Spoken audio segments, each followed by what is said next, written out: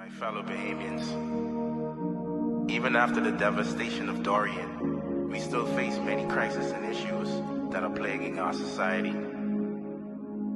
Foreigners have more rights and privileges in our own country than we do. We've been lied to and deceived about our beloved country from inception to present time. Natural resources that never existed are now being exploited by local and international entities who see no need to give us control of them. The system has failed us. Leadership has failed us. Are you tired? Because I'm tired. We need a change. We need a change. I see mothers in black crying, brothers in packs down, cause everybody's high, too doped up to ask why. Watching our own downfall, witness the end. It's like we don't believe in God, cause we living in sin. Jump in the DeLorean and go back to Dorian. His sister baby really want to let the story end. Where's the unity between you and me? This is the Commonwealth. Common ground is community. Love is the key to defeat every enemy. I'm trying to live life, but my leaders ain't letting me. New taxes, new fines and penalties. More tragedies, less transparency. Blackouts, blacklists, draining all the energy. Plenty need therapy, share and let the record speak. Especially for every boy and girl. Fix the Bahamas and let's change the world. Now it's time. Cause we tired of the lies. Tone deaf to the poor man's cry. Now it's time. Lord, we lift our hands to the sky. Forgive us cause we don't know why. Now it's time. For everyone to open your eyes. How many more people gotta die? Now it's time. Sunny days or the raging storm. It's still time for us to march on. Now it's time. Second-class citizens in our own country. First one to pay, but last to see the currency. So currently we in a national emergency. Live broadcast for the whole world to see. The time is ours, the time is now. To speak our minds freely, no regrets allowed. We need to make change. Yes, you guys, change the system! Change the system! And expect it to get better. We need to come together. Colorblind, free your mind from the hidden agenda. Remember, we never had natural resource. Trusting in men made us forgot who our source is. Oligarchy got us feeling like we can never be free. Modern day slavery. Now is the time to speak with one voice. Search the soul and let's make the right choice. Now is the time. Cause we're tired of the lies. Tone deaf to the poor man's cry. Now is the time. Lord, we lift our hands to the sky. Forgive us cause we don't know why. Now is the time. For everyone to open your eyes. How many more people gotta die? Now is the time. Sunny days or the raging storm. It's still time for us to march on. Now is the time. March on Bahama land. March on Bahama land. March on Bahama land. The system has failed us. March on Now is the time. March on Bahama land. March Now is the time. March on Bahama land. March Now is the time. Leadership has failed us. Are you tired? Now is the time. By all means, keep doing it. I'm trying to get everybody, we Bahamians. We're not going to stop till we get everybody. March on Bahama land. March on Bahama land. March on Bahama land. March on Bahama land. ATM, now is the time.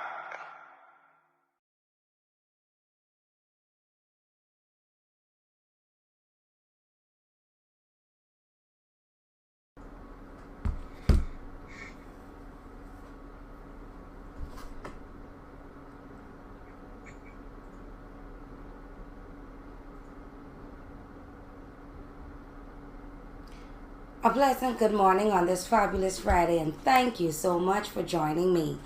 Today I am going to be discussing the economy of Grand Bahama and the Grand Bahama Port Authority, and my special guest today is C. Allen Johnson, all the way in Grand Bahama.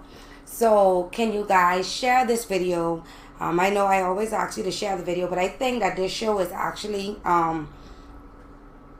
very, very important. Now, mind you, all of the shows are important, but this one needs, I think this is something that many Bahamians need to be educated on. So please share the show. Before I get into my show this morning, I would like to share a video, and I would like to help this family answer the question, where's Marvin Pratt? Marvin Pratt has been missing for over a year. and I'm going to take less than 5 minutes to just share this video, and then I'm going to go right into the discussion with my special guest, C. Allen Johnson. So while this video is playing, I'm going to be sharing the video, sharing the show with groups, and I want you guys to share it too. So Mr. Producer, you can play the video. Thank you.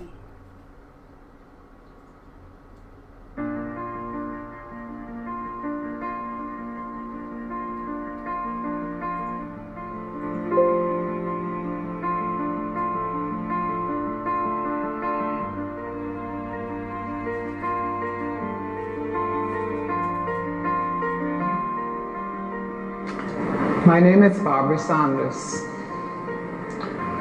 I work at UB. Marvin Spratt, mother. Marvin was gone 1 year today. I am missing him so much. I need everybody to help me, because one day he could be your child. This is Marvin right here. And I'm waiting so much. I need to find my son. I went to the drug enforcement unit after I found out they pick up Marvin on the 5th. From they pick up Marvin on the 5th, my nieces and my nephew, they got a lawyer. I wouldn't call the name. And he was checking, and he said they was moving Marvin from station to station. But when I went there and knocked on that door and rang the doorbell, a gentleman come to the door, and he let me and my granddaughter in, Robin. And I said to him, I said, "Good night, sir." I said, "Do you have a Marvin Sanders or Marvin Pratt?" Marvin Pratt. He said, "I don't have a Marvin Sanders." He said, "I have a Marvin Pratt from Gambia. You all come to Stannisville." And he went inside the back, and he was like there for about 30 minutes. And when he comes back, he said, "Oh, I don't have the Pratt, I don't have the Pratt, I don't have the Marvin, I don't have the Marvin." So go around the corner to the CDU and file missing report. I went around there and I told them what they told me, what the DU told me. I said, "But I didn't come to file no missing report, because you cannot file a missing report," I say, "if the police have your child. They're the people who supposed to help you. If they didn't have Marvin, why they not looking for him? They have to have him because they're not looking for him. I need my son. Today going to make 1 year since Marvin was gone. Still can't sleep, still hardly sleep. I need everybody's help, because one day he could be anybody's son. Y'all please help me. Marvin, I am waiting for you. Whatever they give me of Marvin,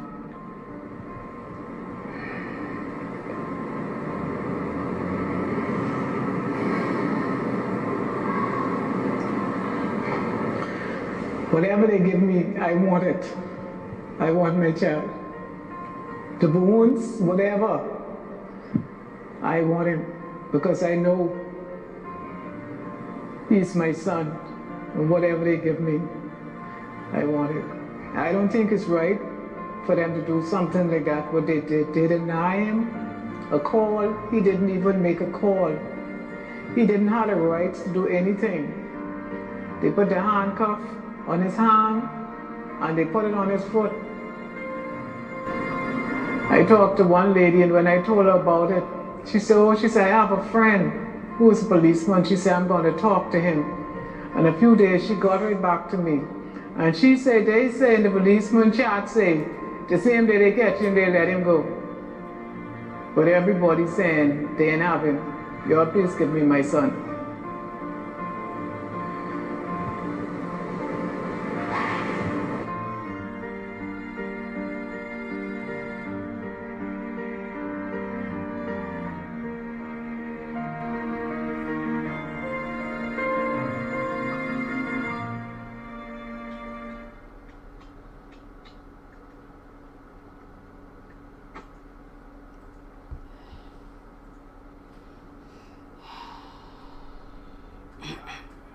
Thank you so much. Thank you so much. And I just wanted to share that because this mother was asking for help and she is asking, where is Marvin? So, share the video. We are all our brothers and sisters keeper. We are all one. We are all Bahamians. And even if you're not a Bahamian, still share it. But the topic of discussion today is the Grand Bahama Port Authority and Grand Bahama's economy. And my special guest is C. Allen, critical thinker. And I always call him, I always say he's one of the smartest men in the Bahamas. He's very knowledgeable. I don't know how he can acquire and contain so much information, but listen, people, he is very knowledgeable. So I don't think this is a show that you would want to miss. Now, I decided to do this show because one day one of my viewers in Michigan was watching and he said, please do a show on Grand Bahama. And that is what I said I will do. So thank you, C. Allen, for joining us today. Thank you so much for having me. Yeah, so can you I don't even know where to start with Grand Bahama, right? When I say I don't know where to start, I don't think that 2 hours is enough time for us to talk about Grand Bahama. But with you, being the critical thinker and the expert that you are, where should we start? Well, we can start from the beginning. So Grand Bahama is a unique island within itself. And, oftentimes you hear people talk about Grand Bahama, they use the word Freeport. But in the proper context, Grand Bahama is the name of the island. Just kind of, I guess it's how everybody says Nassau, and the island is New Providence. Yes. Grand Bahama is an island, I don't know the exact measurement, a little over 100 miles long, and I think 7 to 10 miles wide. The capital of Grand Bahama, for those who don't know, is called West End. Okay? West End is the capital of Grand Bahama. So, oftentimes Freeport, people refer to Freeport because Freeport, the way it has organically developed over the last 50 years is that Freeport became the economic hub of the island as a result of the Hawkesbury Creek Agreement.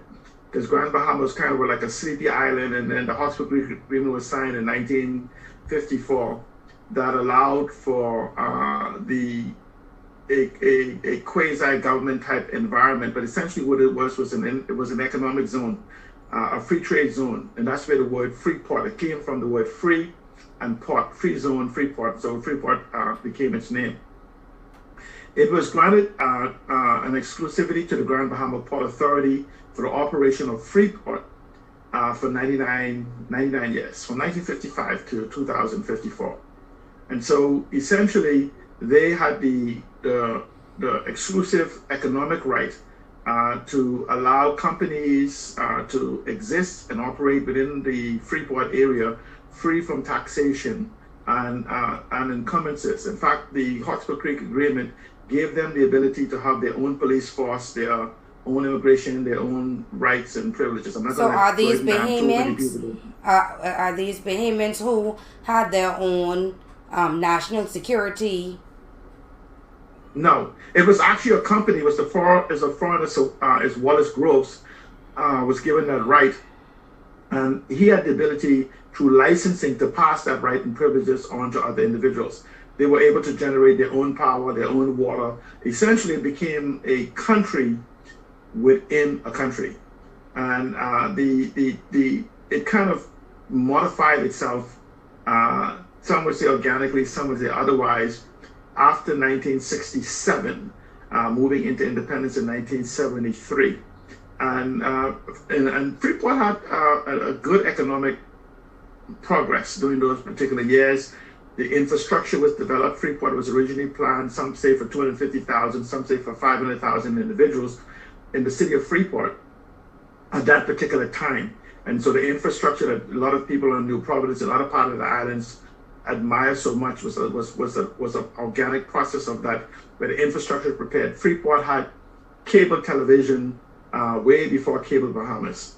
Freeport had the harbor, the airport, the infrastructure, water, utilities, and television to most of the properties in Freeport was already infrastructure there, water, electricity, cable. And so Freeport was considered a master plan community in its purest sense. Now, I want people to remember now, Freeport at that particular time for 250,000 people, only use that figure, and that is before the technology of vertical building has accelerated to the point. Now, for people to get an understanding what Freeport is, for people, we like to use Singapore as an example, and we often refer to Singapore. Singapore is about 270 square miles.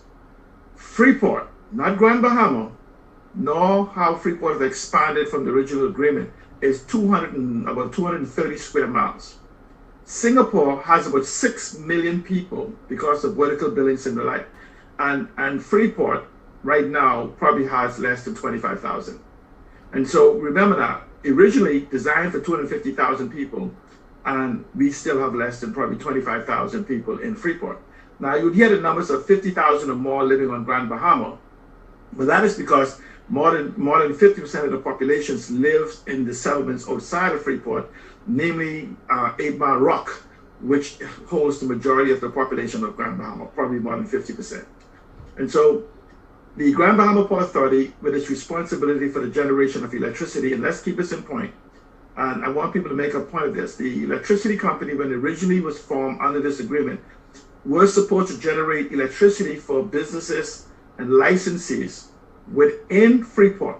I'm going to come back for the rest of Freeport, from a non-profit type environment. Not for the fact that now today, every single year you had a company declare $30 million, $40 million profit. Freeport was the electricity was supposed to be generated for the benefits of licensees, and it's supposed to be at a nominal fee above cost to maintain infrastructure or whatever else. But we now see Freeport Power Company separated apart, has been separated from the original company for which the Hawkesbury Creek Agreement signed, and it's a profit-generating regime. The same thing for the sanitation services, and the same thing for the water company. And I'm going to come back to these, but over the years, what has happened is we've allowed the Grand Bahama Company, which is now just a shell, it's not a company, believe it or not, all of the companies, all of the assets of the Grand Bahama Port Authority, which is called for the Hawkesbury Creek Agreement, are now separate companies existing in places like the Cayman Islands. They don't exist here in the Bahamas. Okay. And so they separated all of those away from it. But what happens is that Freeport, in its original intent, in 1990, the Freeport was supposed to become a municipal government authority. It was supposed to separate from the Grand Bahama Port Authority and become a municipal government, something that has never happened. And there's a deliberate reason why that has never happened that we can discuss later on in this also. But hold on 1 second, C. Allen, because sometimes when the comments come, I get lost in them. So Zendel asked, he asked, and he is one of the persons that asked me to do this show. He asked, how did they allegedly get property in the East End area? Essentially, what the Hawkesbury Creek Agreement did was it gave them a particular area defined and in as part of the agreement. It didn't prohibit them from acquiring additional properties, and any properties that touch the Freeport area could be extended as part of the Freeport original Hawkesbury Creek, what we call the tax incentive. So in the later years, after this transition, because we have to understand, it's a part of the Hawkesbury Creek Agreement when Sir Wallace Grove sold his shares as part of being acquired by, as we know, the Sir Jack Haywood family, the Haywood family, and the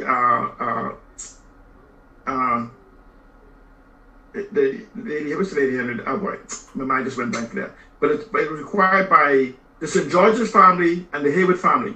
And so during that acquisition, is after that acquisition that you saw a rapid expansion of acquiring of properties running, believe it or not, it has been alleged, and this is where we're going to come back to how we can prove these things, is that the Grand Bahama Port Authority practically owns a majority of all the beachfront properties running from Freeport proper to McLeanstown.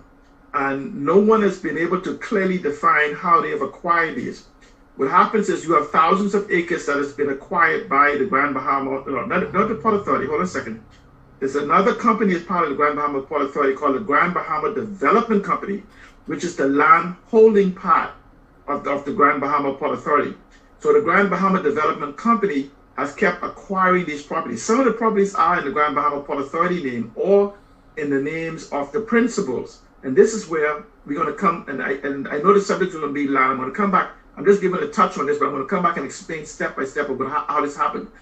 But there's individuals who are now contesting the authenticity of these land acquisitions or the process by which the land has been acquired by the Grand Bahama Port Authority or Grand Bahama Development Company. And some of them are saying through fraud, through misinformation, through misrepresentation, even to the point of adoption, where individuals, where a principal of the Grand Bahama Port Authority, who is now deceased, would have families adopt him. He would become part of the families, and these older folks would actually adopt him, and he become legal heir to those to some of the properties. And so this is why I refer oftentimes, you hear me refer to a statement first coined by Gregory Morse, the Grand Deception. And Grand Bahama is an integral part of fixing the Bahamas economy, but also fixing for all of the things that we see advocates scream for. And this is why you have a deliberate suppression of the economic activities of the Grand Bahama. So it's intentional. It's intentional that Grand Bahama is the way it is, because I know my mother is a Grand Bahamian, and I know at one point Grand Bahama used to be called the Magic City. So you're saying that it is intentional that Grand Bahama is in the state that it's in now? Absolutely. Let's use an example where the person asks with the property, because a lot of these properties, you have second and third generations now laying claim to these properties. And I believe it is intentional that they don't want to fix Grand Bahama as it called for in 1990 with a land registry. They're trying to have all of the older people who could provide evidence that these land acquisitions was legal. They act as witnesses and the sort, who could now say, no, that didn't happen like that. They tried to wait for them to die a natural death. Then this new generation will have no witnesses or nobody to contest these land acquisitions. So I would tell any young person, if you have an aunt, an uncle, a grandaunt, a grandparents, whatever, you should put them on video. Use your video camera to document what they're saying about the land that they own or somebody in your family own. Because essentially, when these individuals pass away, they will not be able to act as witness to say, hey, these signatures were wrong. Yes, my grandparents could write. Yes, my grandparents could read. No, that witness could have not authenticated that document. So if all of these people die, they then be able to use the power of the legal fraternity to enforce their ownership. And so over the last, from 1990 to now, even in the 15 years I've come home, hundreds of people who have basically made statements to the fact that these documents of these land, thousands of acres of tracts, was illegitimately acquired, have died. And these witnesses are dying. So I'm telling people, if you have grandparents or whatever, talk to them. But don't just talk to them to get the information. Put them on video so that you can be able to authenticate that this person is saying what they say. Because there has to be a righting of the wrongs that has been done on Grand Bahama.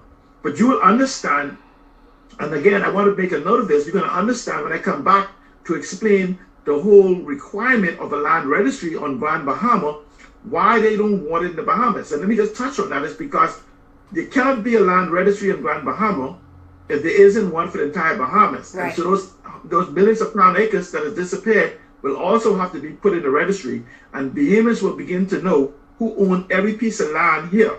And not only that, people like the families in Exuma who claim the keys are still theirs and others, they will all be able to authenticate and fight for the land they own. So I just want people to know that land registry in the Bahamas has been suppressed because it will cause an uprising against the political elite and oligarch class of individuals in the Bahamas. So they're waiting for this whole new generation of people to die, even for my generation who's now in their 50s. So you see where they have my parents' generation that died off, my grandparents that died off, my parents them are dying off. They're trying to wait till almost a lot even of my generation is gone.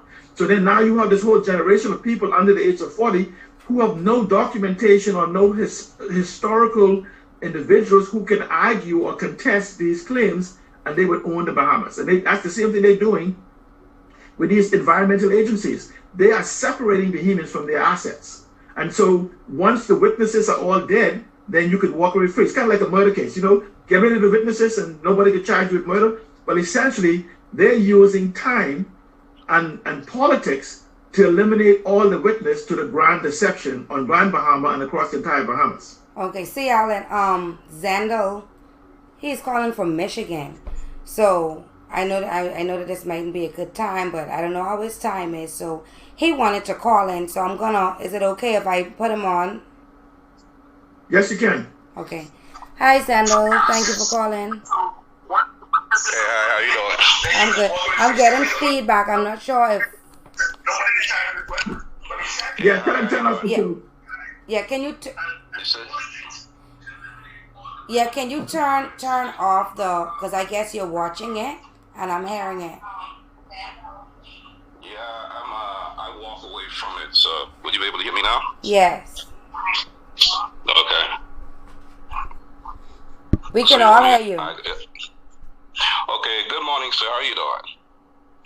I'm all right, sir. The question I want to ask, okay, my family have a case in court against the Port Authority from 2003 to now. While in court, it was proven that the lawyer who was lawyer for the Port Authority, he also was a lawyer for my dad. I get up in court and when the judge asked me who I am, I told him I was, and I told him this is a conflict of interest because the same lawyer that is lawyer for my father is now the Port Authority lawyer. So the judge told us to get together, decide how we're gonna deal with the property. No one touched the property. We come to find out that the Port Authority took it upon himself to sell property to the governor, the now Governor General of the Bahamas. And we asked our lawyer to take it back to court to tell them that they went against a judgment what the judge handed down. To this day, nothing has been done. We keep going back and forth. They want to give us, out of 282 acres of beachfront property that we're in court for, they want to give us 60 acres. My family already have buildings on the property. We was farming the property. If you look at the documents, I sent some documents there. It stated that my family was farming the property for over 100 years. That was back in the 60s. I was 2 years old then. So if that's the case, what do we do? Because it seems like the lawyers in Grand Bahama, they're afraid to go up against the Port Authority. I don't know. So how do we deal with this? This is why, here's what is happening. And I know very similar cases to yours. In fact, an individual who was killed on Grand Bahama was making some very similar claim concerning some properties in the area of Smith's Points and the like, Mr. Hebron. And so essentially what has happened is this is why you have individuals, you have actually judges and magistrates who have acted as witnesses to sale of so-called transfer of documents to the Port Authority, now presiding over cases for which they were signatures. So this is where the level of corruption is, because you have to understand is that, and this is why you'll always see political class of individuals and even attorneys working in conjunction with the Grand Bahama Port Authority in these massive, this is a multi-billion-dollar land theft, okay? Not just from Bahamians, but from foreigners all around the world who have bought property on Grand Bahama and actually believe that the properties at the time they purchased it was of one value. Come to find out now that the property is worth less than the service fees they've been paying on it yearly. And so this is what they call the grand deception. What has to happen though is that your fight has to be maintained. But I don't think until we get an actual government that actually allows the truth to be told about land registration in the Bahamas, you will be frustrated with the system of the legal fraternity and with the power and might of the Grand Bahama Port Authority. We understand this now. If you were to have a land registry in Grand Bahama, this was like for the oil spill that happened in East Grand Bahama. Here you have an oil spill of such magnitude, it can't even, it can be considered one of the greatest tragedies in this region. And we can't have any information on the oil spill because people believe that the land up there belongs to BIC. But the land all around this whole 7 miles of where the oil spill is actually been acquired or given to political leaders. Wow. And some of them are sitting in the House of Assembly right now. Because so if we were to pursue the oil spill, you would see maybe a dozen or so individuals and begin to ask, how did they get this property from out of the Crown land and from where this oil spill is? And so what you have is a political fraternity that's cooperating with a legal fraternity that's cooperating with the Grand Bahama Port Authority and others to hide $1 billion scam. And the scam is on the Bahamian people. And so it is, the problem we're having is that we're sending the same people who are part of the scam to fix the scam. So it's kind of like saying, we want, sorry, hey, Mr. Keith Doe, I know you're charged with murder. Would you like to be the judge for your murder case? And so we have to actually take a proactive approach in educating Bahamian citizens. Remember now, if there's 50,000 people in Grand Bahama, 40,000 individuals in the whole Bahamas, this scam is being conducted by a very small group of people who have basically taken control of 40 individuals. Those 40 individuals or less than 60 individuals is what we call government.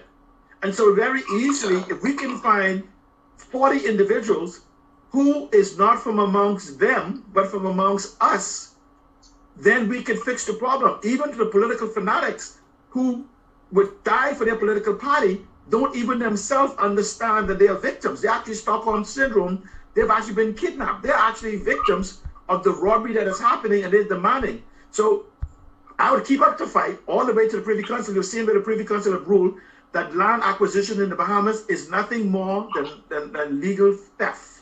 This is our highest court that have ruled that land acquisition processes in the Bahamas is legalized theft. They've actually ruled where individuals who have sat in the post as high as Governor General and others have either been incompetent or deliberate in their failure to represent their client in the proper way of getting their land back. So what happens is you have lawyers that go in and look like they're aggressively fighting with you, but it's nothing more than wrestling. It's an orchestrated fight to frustrate you and carry on. Imagine 15 to 16 years later, you have a process where all you have to do is authenticate going right back to the Crown grant, who won this land and how it's done. If you look at your case, you have witnesses. Their goal is to make sure your witnesses are dead. So they can then say, well, we can't call Miss Jane Doe in because she's no longer available to authenticate what he's saying.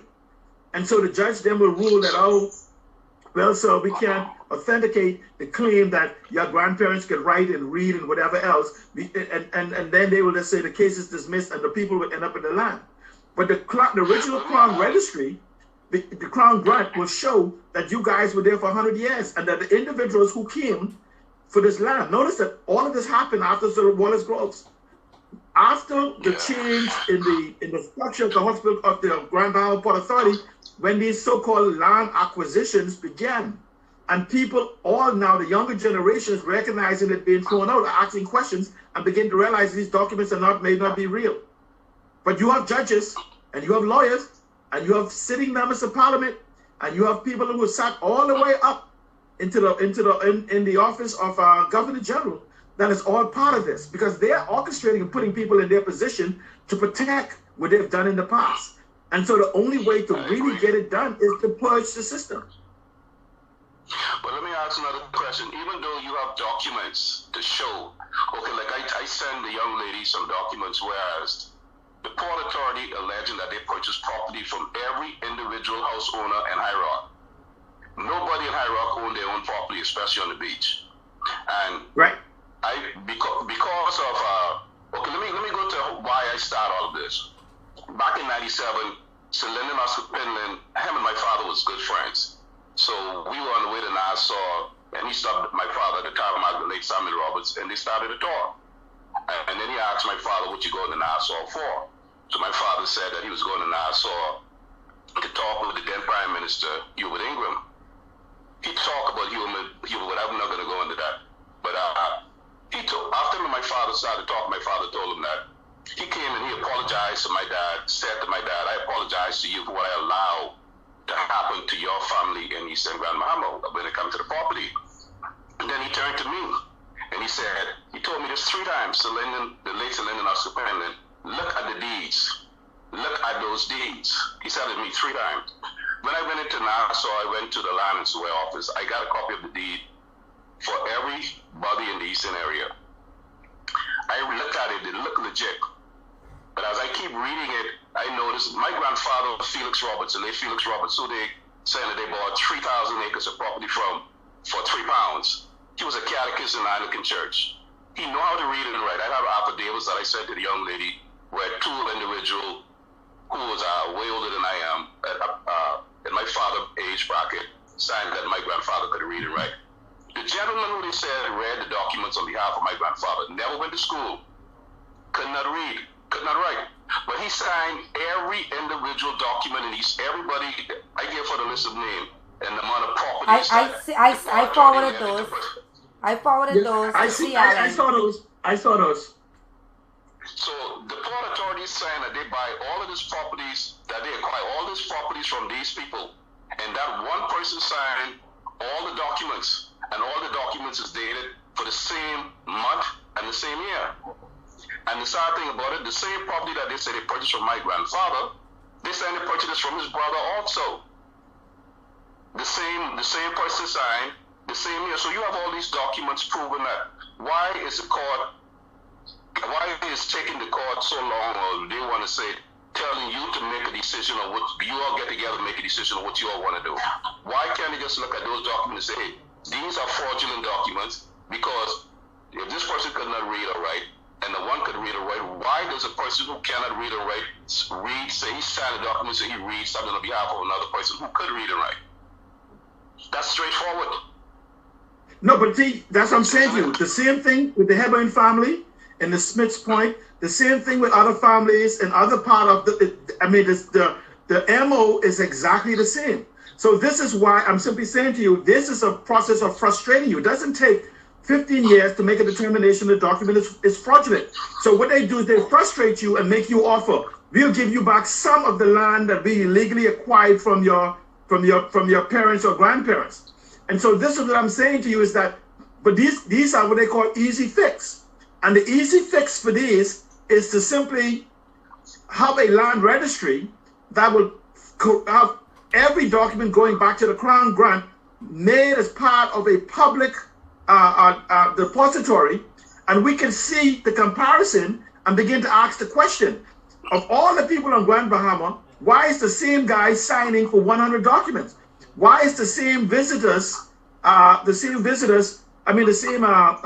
notary who worked for the Grand Bahama Port Authority and who is now an attorney, why is that person the same person signing for all these documents where people say they can read? We have instances where our claims have been made where X's was signed and individuals have letters from their grandparents showing love letters to from their grandmother to their grandfather, or where their grandparents was out on where you go to the US or whatever, they actually showing letters written back and forth, but they have an X saying that the person couldn't sign, and they have a person who was working in the Port Authority as a secretary at the time, notarizing those documents, who is now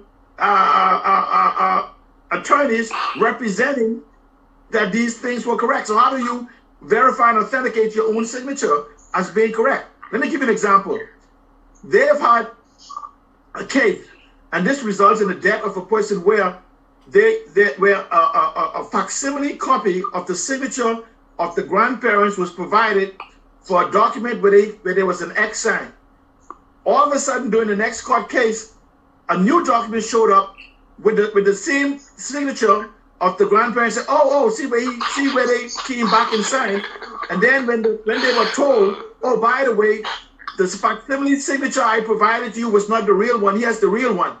Then they go, whoa, well, if that's a fake signature, how did it ended up on your document after my grandfather's died?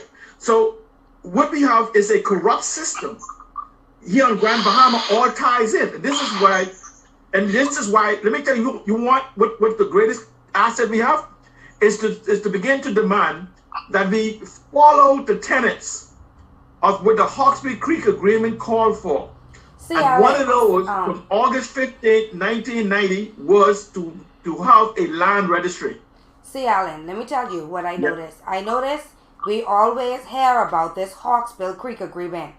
Some time ago, we heard that they would probably renew it. I don't think a lot of Bahamians even know what is the Hawkesbury Agreement. So I want you to say to tell us exactly what the Hawkesbury Agreement is.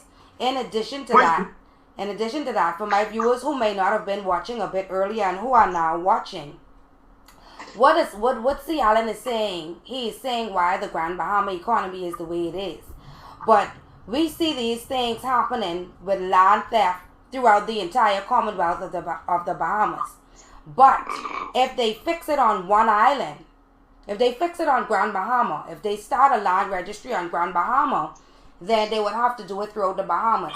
So we would know, we would be able to trace back all of the information and understand who owned these keys, who now owns it. A lot of us in this country, our family had land, acres and acres and acres of land. And now we understand that, hey, we don't own this land anymore. This person owns that land. We now trying to figure out how did they get this land. They have this thing called the Acquiring Act, which is nothing more than legal land theft. Okay? Yes. But for persons who do not know what the Hawkesbury Agreement is, I want you to explain that to them in the simplest form, C. Allen. And I also want to know if the time was up, did they renew it, and why did they renew it? Okay, let me address that first. The Hawkesbury Creek Agreement has never been renewed. The Hawkesbury Creek Agreement has never been extended. In spite of what you've been told, the Hawkesbury Creek Agreement is a law. I want people to understand this too. You cannot extend a law. You cannot change or modify a law without first striking it down. So the mere fact that the Hawkesbury Creek Agreement, which is called the Deepwater Harbor Act, I think it's 264, 265 in the law books, has never been removed. See, if you modify a law, you must repeal the law. So please, people, stop saying that there's been extension to the Hawkesbury Creek Agreement. It goes until 2054. Nothing has changed. Okay? Now, let me slowly explain to you this thing they call an extension.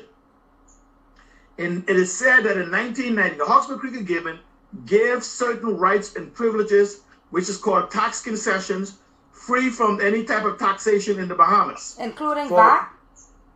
Yeah, whatever tax, even any future taxes, no matter what you call it, income tax, VAT, no matter what you call it, duty, it was free from that.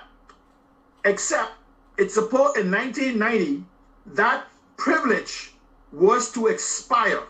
So beginning August 15 of 1990, everyone in the Bahamas, everybody in Freeport was supposed to be subject to the same taxes the rest of the Bahamas have. Now, I want you to pay attention for Bahamians, for you, especially in Grand Bahama, and pay attention. Even if that tax agreement was to be expired, such as the land tax, it does not apply to you. This was for foreigners. Wow. So the fact for Bahamians like, oh, we have to have this so we can keep getting the benefits, it's a lie. When the Prime Minister says, oh, we're going to forgive 50% of this and 50% of that, oh, on Grand Bahama, there'll be, in Freeport, there'll be no land tax, property tax. There is no property tax for Bahamians on any island in the Bahamas except for New Providence. So you cannot be forgiven of a tax when there is no tax. Right. So they're not talking to you, they're talking to foreigners. There is no real property tax on Grand Bahama, Eleuthera, Exuma, Cat Island, Maguana, Inagua. The only place where Bahamians pay real property tax is New Providence. Okay? Now, I want you to pay attention to this very carefully. It is said that no tax should be applied to Bahamians, or no law of this Hawke's Bay Creek Agreement should apply to Bahamians unless it applies to Bahamians everywhere. Okay? This is a foreigner tax. So what happens now is that in 1990, once this real property tax kicked in for the properties owned by foreigners on this island and others, you must have a land registry to be able to properly tax them. This is why we have a problem in collecting real property tax in New Providence and from foreigners across the Bahamas. We lose about $500 million in unpaid real property tax because we will not do a proper land registry so we can apply a proper taxation system. So see, Alan, finish. Because you cannot have a land registry on one island without having it for the entire Bahamas. So going back to Freeport, in 1990, when this agreement from 1954 to 1990, this taxation system is supposed to be established. A local municipal government supposed to be established, where as much as 50% of the taxes collected in Freeport was to remain with this local government municipality. Now I want people to pay attention. This facade that we call local government in the Bahamas was never real local government. This is it. But I want to see, Alan, you're using some serious words now. Let me tell you about the death of Colette Butterfield. I like to keep it simple. Because... No, I'm saying it's fake. Local government is fake. Right. Okay? Local government is like me telling my daughter, you can wear whatever you want long as I buy it. You can eat whatever you want long as I cook it. You can drink whatever you want long as it's water. You can stay out as late as you want, just be home by 8. There's no power in it, okay? But if you begin to look at when did the local government come about? It came about at the same time they were delaying the taxes for Freeport because they could not delay the taxes in Freeport without having a local government instrument. So they made a fake local government for Freeport and they gave it to the rest of the Bahamas to make believe that they were given local government, but it was all about hiding the truth on Grand Bahama. So local government was birthed in Grand Bahama. It started in Grand Bahama. Right, and that's only so they could have delayed. Rich, let me go back now. We keep talking about this tax. The Hawke's Bay Creek Agreement is a law. The law has never been modified, so there's never been an extension. It started on one date and expires on another, 1954. So what has happened? Yes, what has happened? They have been passing laws to delay the implementation of the Hawke's Bay Creek Agreement. So what they do is they pass a law to move the date from 1990 to 2015, and then they have now passed another law to move it from 2015 to 2030 or something of that sort. So essentially, they've been moving the goalposts of what needs to be done, which is a land registry, which is local government, which is municipal government where you get to operate just like Miami with a mayor and you have your own tax budget, self-taxation. But again, if you give municipal government to Grand Bahama or Freeport, you must also give municipal government to the rest of the Bahamas, which is what Bahamians have been calling for this so-called municipal government. So they keep telling you, oh, it has to be this way, that way. It doesn't have to be. We can have municipal government today. But the problem is that the minute you have your own taxation regime, a group of people could get together in a neighborhood that says we want to have our own police station, and they could self-tax themselves to build their police station. Now, if you were to do that, the tax has to go to central government. So they don't want it to happen because of the grand deception, which will disrupt the entire oligarch, the political class, the Bay Street and Life and Key. They will all be disrupted. Their power will be disrupted. So this is where individuals like the person we have on the phone has to begin a stronger advocacy of education as to why they are oppressing you. See, because what they've done is they've kept you in the court of in the courthouse and then keep you away from the court of public opinion. And this is why, like individuals like myself, now I can go to the Freeport News, ZNS, and Our TV or whatever, and they'll interview me. I have hundreds, if not thousands, of hours of interviews on this that is still in their archives, never broadcast, because they control the media. But social media becoming the equalizer. So see, Alan.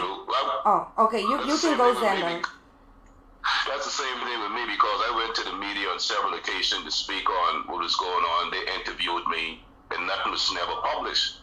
And because like I wouldn't reach out to the people in East and Grand Bahama, all of them believing that they own their property. They do not. The Port Authority, according to the document that I have, own property alleged, say that they own all the property in Sweden Ski, all the beachfront property in McLean Sound area, all the beachfront property stretches from Pelican Point all the way to Smith Point. And you talk about the gentleman Cedric Hepburn. That's my cousin. So I know about that case, and he was fighting for it, but all of us is involved. They're just like Berry Beach. That's another property that is in. If you to check it out, that's in court also. It is in court. You to check it out. Yeah, that's in court because of the family holding it up because the Port Authority alleged that they purchased it. My great grand aunt came up with a document to show that it was owned by us, and they were saying no, they bought it. But the people who they bought it from didn't own the property. She had documents for it, but she's still alive. She's 103 years of age. She just went to court, I believe in August of this year, and she remembered everything step by step. The judge didn't believe it because they thought because she was old, she would have been seen out, but she's not. Well, you need to record her. They have it and recorded, but like I said, I'm gonna, like now that he's saying this, I'm gonna call my cousin and let her record her. And then so that they could do that. Have it on record, like he said. And listen, if y'all say anything on my show, trust me, it wouldn't be covered up. It would be shared. And I always tell people, the views and opinions expressed on my show, that is what it is. And I don't cover up. And that was one of the reasons why I wanted to do this, because so much of the truth is being covered up by people who own the media. And as a young person, I believe that we needed to know the truth. We have the right to know the truth. For it's only so long we can go on listening to what people say. Oh, this person owned this property. We need to start asking questions. How did they own this property? We need to start asking questions. Who owned this property? You paid this person. Where did the money go? We need answers to these things. And as Bahamians, see, we too political in this country, right? And as long as we are divided, right?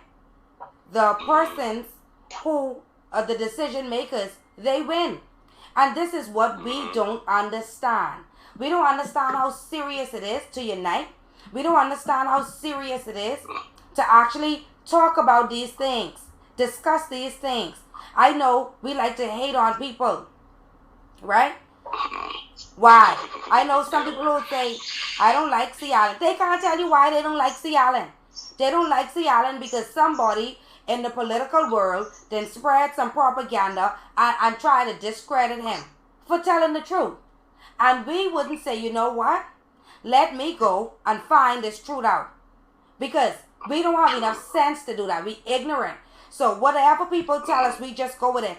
I went and I asked somebody, Why do you support a particular party? Oh, my Grammy could support that. Oh, my listen, I tell people all the time, what people did for your Grammy and your granddaddy don't mean they're going to do it for you. Because of these people, all of these people, we are in the situation that we are in today. So I would like to thank C. Allen, thank my viewers, thank everyone who shared and shared the video. Because what is going on in Grand Bahama, C. Allen said, he is saying that it is intentional.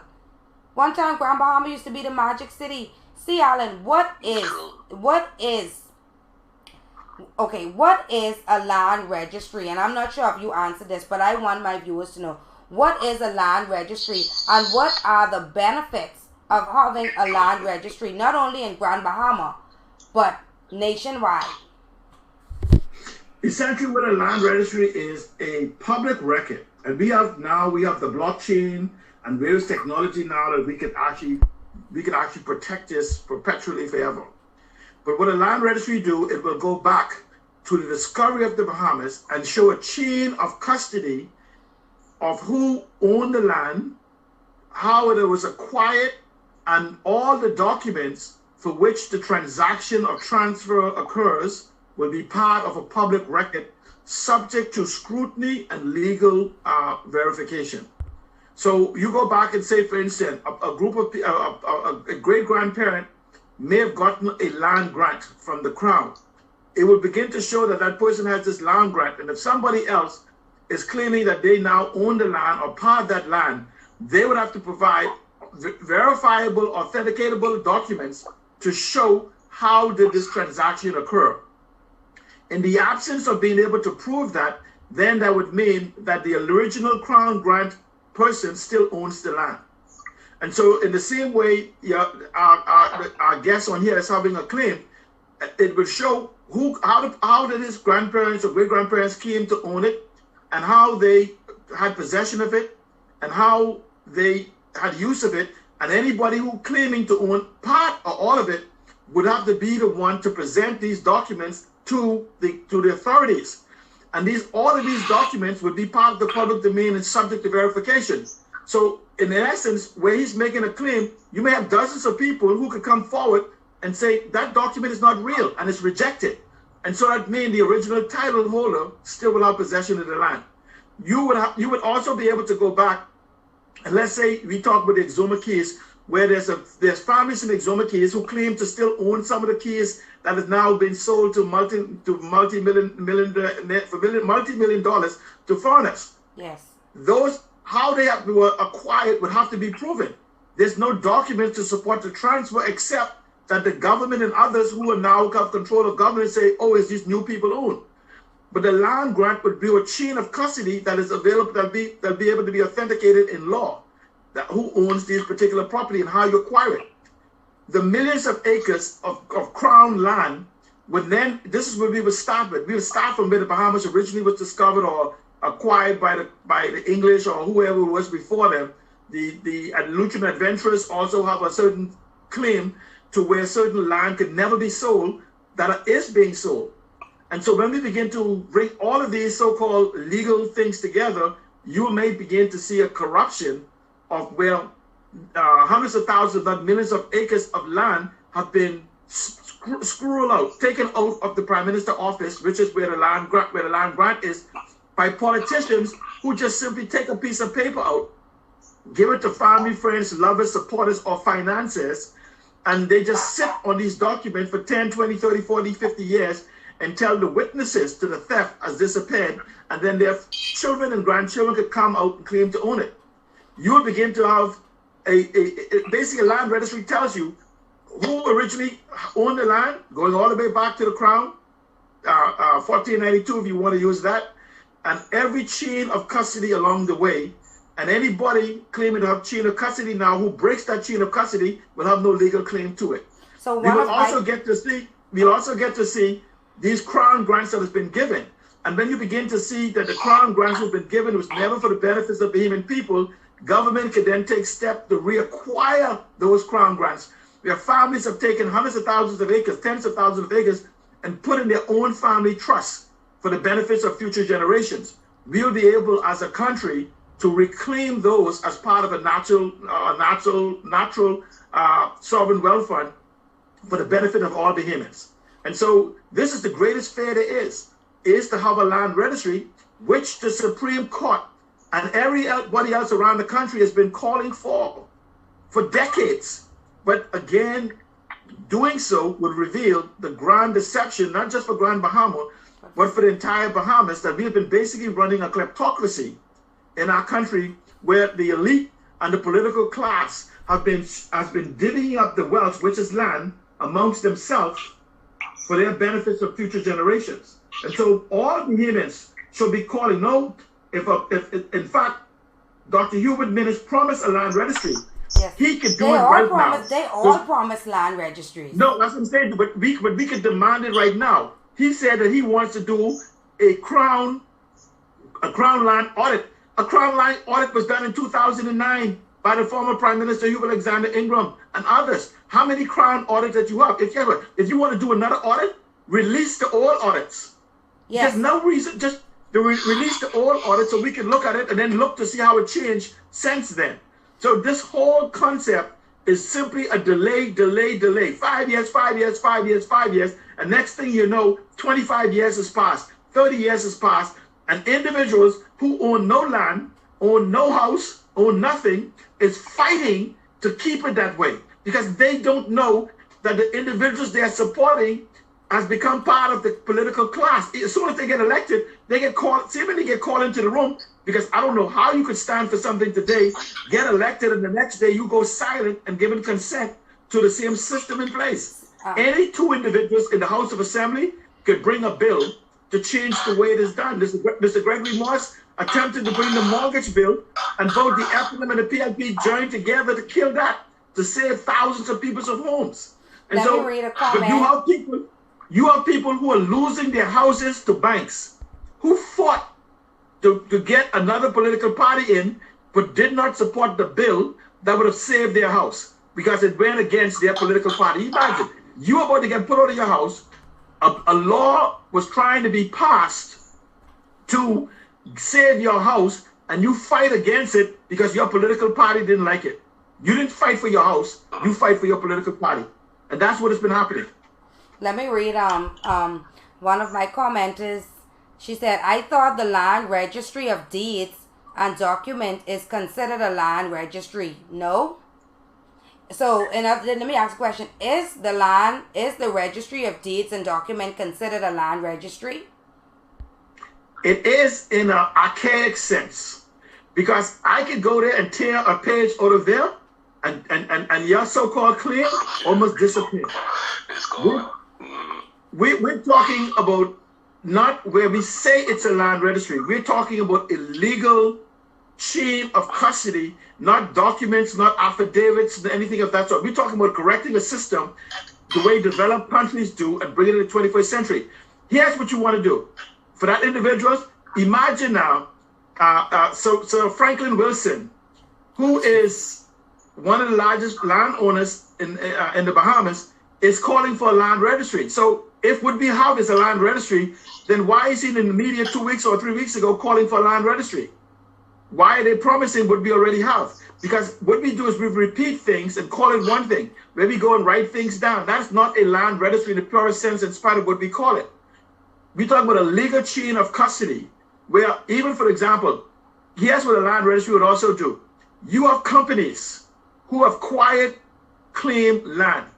How does a company claim to have been living on a land? A company, not a person. The company claims they've been living on this land and maintaining it. That's not the intent of the law. A company can't be living on a land and maintaining the land and everything else. But you have companies laying claims for land. And this is the problem that you have, even with what our guest is saying, is that you have companies who are now claiming this land was sold to them. You have companies where, on the Bahamas, where companies has owned land, and the company has went defunct. You know, where we just strike company off the book, and a company with similar names is reincorporated by lawyers and moved into act as if though they're the same company owning that land, when they are not the original owners of the company that actually owned that land. The land was maybe abandoned, the investor, whoever bought the land has disappeared, can't be located. But if you have a land registry, thousands of individuals who own land around the Bahamas and then on Grand Bahama more specifically will be able to identify. Imagine your grandparents and great-grandparents own a piece of land and they didn't put it in the will and it's rightfully yours, but you have no way of finding. You know, they tell you, come into the office and read the thousands, the tens of thousands of pages to see if we could find your grandparents, name. Yeah. That's the corruption that we're talking about, ending that form of corruption. Somebody else said. I agree with what he's saying, because like he said, something similar happened with my father, and I went into Nassau. My father passed in 2004, and there are some documents that he had that I didn't know where but you know, the old people usually hide stuff, so I didn't find the documents. I went into Nassau and tried to look for those documents, and looking at the books that they have, say, of records, and then the person can tell me the page that where my father's name was on, that page is missing. So right now you cannot. My father don't have no record, even though he did things. There's no record of my father in the registry in Nassau. Like, he didn't even exist in the Bahamas. But let me tell you how that can be fixed. Because we have technology now, when you put all of this information in a database, I work with artificial intelligence. Artificial intelligence can tell deficiencies across a database. It can show you consistencies and deficiencies. This is why they don't mind people talk about digitizing the Bahamas, okay? Because if you digitize the birth records, you can find out that one JP signed 1,000 birth certificates. Like, he was on every island for every birth. See, so what happens is, this is why when you hear the lie called digitizing the Bahamas, we've spent billions of dollars on technology and we can't get a single paperless document. This is the great lie. But here's the beauty. We're now in the 21st century where almost every voter in the next election, 70% of it understand what real technology is. So we need to stop them from faking us out about they trying to 30 million here, 30 million. Let me show one point. The government in the Bahamas of today said that they were going to spend $30 million to get documents. You know, the cabinet office sits there with all those documents in front of them. They're not handwritten. They actually printed documents. The cabinet in the Bahamas said they're going to spend $30 million to put the documents that came out of the computer back into the computer. See, and people start praising them. Oh, they're going to digitize the cabinet office. How do you digitize an office you're already using a computer? Because it sounds good. And they don't want a real technology conversation, because it changes everything.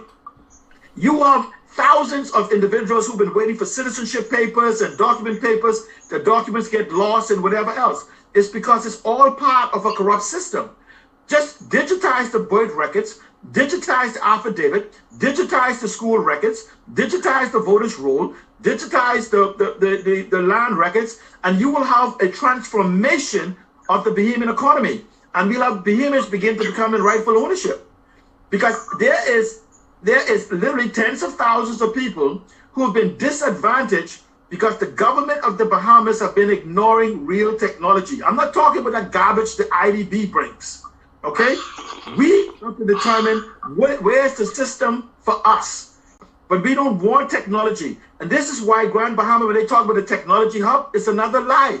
Because digitization of Grand Bahama will expose all of these lies. And you can't help the people who are oppressing you bring the rules to unoppress you. It will not happen. But what we have to understand, there's more of us in two ways. There's more of us as the 39 of them, and there's more of us. And I'm going to throw myself in with the digital natives, because I was there for the development of it, that understands the 21st century. The population, 70% of the population now can be identified as millennials or Generation Z from 1981 to the present.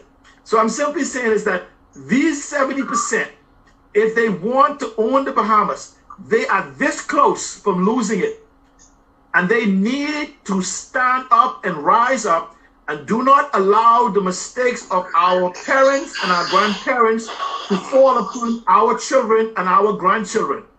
And the way for that is in the next election to do not vote for parties, because it's the very same parties who have been maintaining the status quo. The question, ask yourself from 1980, for those of you who's been born, has anything changed? Has anything changed on Grand Bahama or the island that you have? No, it hasn't. You are now in a cage. Let me say this. They've been selling you the crabs in the bucket lie. Crabs in their natural environment don't pull each other down or stand on each other's shoulders. So they've been misleading you. Don't fall for it. I just want to read some of the comments. So Sydney Poitier said, yes, didn't get the didn't get the other gentleman's name, but I know who he is talking about. We are family and part of our property is next to the Grand Bahama in question. And Robert said, Abaco needs this too, but the Port Authority is guilty of stealing land. That's one reason why the Gin project folded. They couldn't change documents because landowners still had agreements with original signatures. But you have to get your land appraised every 5 to 8 years to keep up to date with the paperwork, because people will come and take it. And I want to give a special good morning to everybody who is coming in. I appreciate you for watching. Soca King, trust me, between him and Etheria, they may be late, but they are always here, and I really appreciate it. Thank you, Lexus. Oh, okay, thank you, Lexus. Thank you. And thank you everybody else who's watching. I can't really see who all is watching, so I can't call your names, but the names that I do see, I want to say a special good morning and thank you so much for watching. Please share the video, because a part of the reason why I started this show is to educate younger persons. And I said younger persons because it is so hard to change the mindset of older persons. Let me give you all one example. Yesterday I was having a conversation with my mother. So I said, Mommy, would you ever vote for an independent candidate? So she said, an independent candidate can't do nothing. I said, why? She said, they just can't do nothing. I said, why do you vote for a person?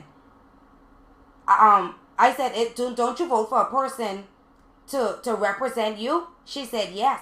I say, so, okay, I gave her this example. I say, if I go in the House of Assembly to represent you, and I am a part of the FNM or the PLP, and I said, listen, my constituency can't afford VAT. I say no. I will then lose if I have a position, I will lose that position. So I am now forced between speaking on behalf of my constituents and my position.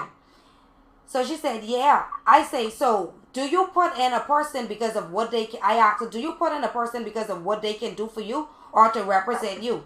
Because if you're looking for representation, you will not find it in any of these major parties, because they have a system, the Westminster system, that governs them. So she said, well, that's true, but I still wouldn't vote for independent. But she can't tell me why she wouldn't vote for an independent candidate.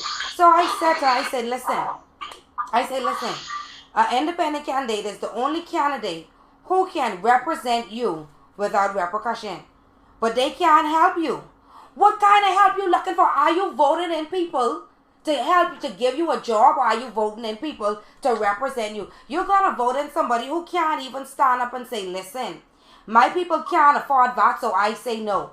You're going to vote in somebody when I say, listen, my people can't afford the light increase, so I say no. People will not, they ain't, and we see it over and over. We see it time and time again when persons go into the House of Assembly and they vote based on what their party says, because they have an obligation to their party. They're not obligated to you. Once they get in there, they don't say, you know what, we're gonna represent my people.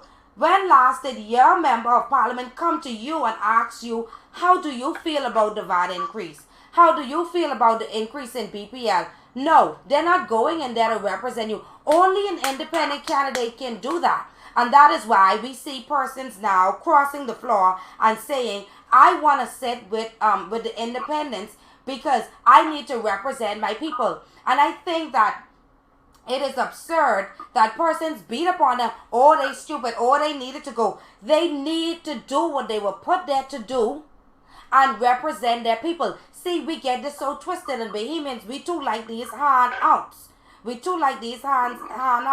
And this is where the problem comes in. When you vote in a person, you vote them in to represent you. You don't vote them in to give you a job. You don't vote them in to give you a contract. Now, if you get it, listen, hands up to you. I give you a high five. But that's not your reason for voting these people in. And this is why the country is the way it is today. They feel like, you know what? I give you a job, that quiets you down. You don't have nothing else to worry about. You don't need to worry about a sovereign wealth fund because you get yourself a job. You don't need to worry about a land registry because you're working now and you can buy yourself a piece of the property. Never mind your family owns property. Never mind it's in the Constitution that as long as you are Bahamian of age 18, you are entitled to crown land. Never mind all of that. Just mind that, hey, I's your MP and I can help you. So I just want to read some of the comments. So Aaron said, mindsets are changed by itself only. We must move forward and action change in order to compel such. Soka King, haven't seen my MP from since he won. They got more time. Yeah, they get 2.5 years. But, you know, the typical mindset of Bahamians is nobody could do nothing for us except the F&M or the PLP. And I'm mad at you. Everybody has their political persuasion. They may prefer to choose the F&M or the PLP. That is fine. But at the end of the day, we must choose the party or the person that is going to benefit us. I want us to ask ourselves this question: how many of these political figureheads or these decision makers own crown land, own keys, right? We would never know. We would never know because we don't have a land registry. The system was flawed from the beginning of time. And Alexis said, yeah, let me just read this comment because once they go up, I lose them. Lexus said, look at what happened to Travis McAlpine when he set up for the people and the list goes on. We can see it happening over and over. And I'm not here to advise anybody on how to vote. I'm just here to really bring light to certain situation and you as an adult or as a voter, you should be able to make that decision on your own. And somebody said in most cases the jobs will only be for 5 years. Yeah. But you wanted to say something, Zendel? Yeah, okay. Back in 92, like you touched on Freddie McAlpine, I'm going to elaborate on that. Back in 92, I was asked to run for the High Rock constituency. After being interviewed and was told that I have to, whatever the parties say, I cannot go against the party. And most people on the island who know my father, I'm a chip up of the whole block. I just cannot sit back and see people doing wrong and allow it to happen. So I tell them during the interview, I say, that is not me. And Freddie McAlpine reminded me of myself. I might have done it in a different manner. Like I told him, I said, well, if I send a letter into the Prime Minister stating that such and such I believe is wrong, and if the Prime Minister does not do anything about it, then I'm going to bring it to the public. And then they tell me, I was told that I cannot run because of that. And back to talking about individuals and cabinet owning property, I sent a letter to the Deputy Prime Minister. I'm not liked by them because I'm outspoken, just like the gentleman you said. I'm not like, I support the F&M at the last election, but because I'm outspoken, most of them do not deal with me. I sent a letter to the Deputy Prime Minister showing him allegation against telling him not to put C.A. Smith in position of Governor General because of some allegation of documents that was given to me by a family member of C.A. Smith, where he allegedly tried to take a house from a young lady in Freeport, I believe the home that he owned. I sent that to the Deputy Prime Minister. I said, you all do not give CA a position.